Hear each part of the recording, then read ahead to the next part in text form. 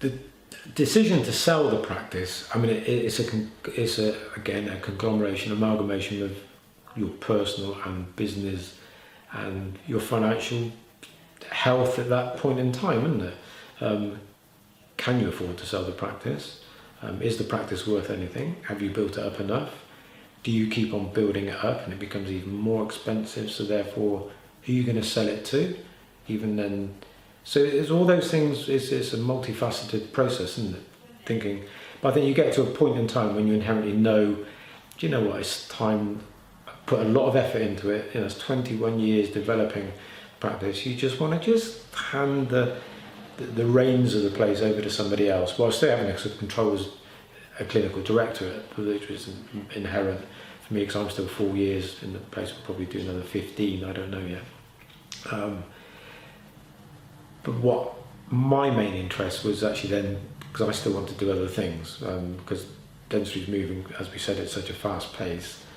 I want to be part of that and still develop myself. I don't want to stop. So but not having to put the effort into the running of the business so much, I can actually develop myself even more clinically. Now, some people want to pull back because they want to do other social things, or their own personal development in life, which I quite like that. A bit more skiing, etc. But what really gets me is the clinical development, really.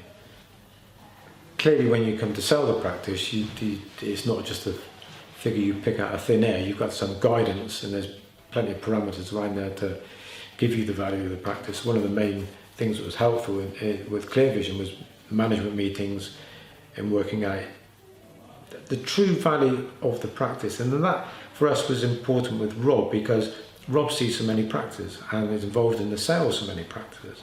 So there's the input really from Rob. A good friend of mine also is Chris Strevens, who owns Frank Taylor's.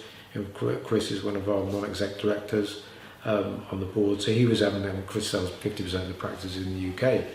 So we had a pretty good idea of where the value of the practice was, and that actually worked quite well, because when we came to sell, the figures just weren't stacking up, and we left it alone. We decided we're not going to sell, and whoever we sold to come back and said, name your price, which we did, because we knew pretty confident what the price was, and they paid it. So, but it's only with that strength, and you can talk from a place of confidence. You know exactly what your practice is worth, really.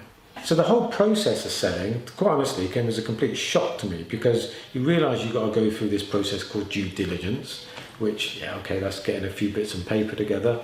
It's 9 months of intensive scrutiny by solicitors and by whoever you're selling to. Imagine a house sale, and it's 100 times worse. So the process is pretty exhausting. It's physically and mentally exhausting.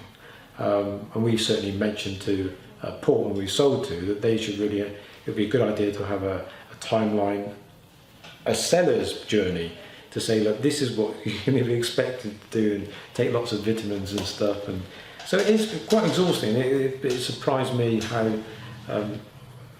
long and laborious and time consuming that process is. But there's a nice goal at the end of it, because you're going to sell the practice. But it did come quite a surprise, to be absolutely honest. I don't think most people are aware of the stringency of the due diligence that takes place.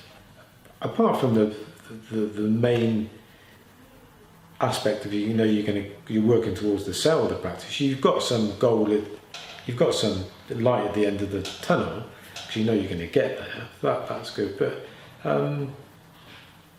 again, I'm going to come back to you. If you've got decent systems in place, you're not scrabbling around for bits of paper that you put somewhere 3-4 years ago, and because the practice is heavily protocoled, everything's systemised, so we know where stuff is, and it's been kept up together all the way along. So actually, when you want to come round to do it, it's much less of an arduous process. I just imagine some businesses just don't keep track of anything, don't know where they are. So it made it easier in the end, really. So those things helped. And clearly, Clear Vision's input, because we did have meetings with Clear Vision during the sale process.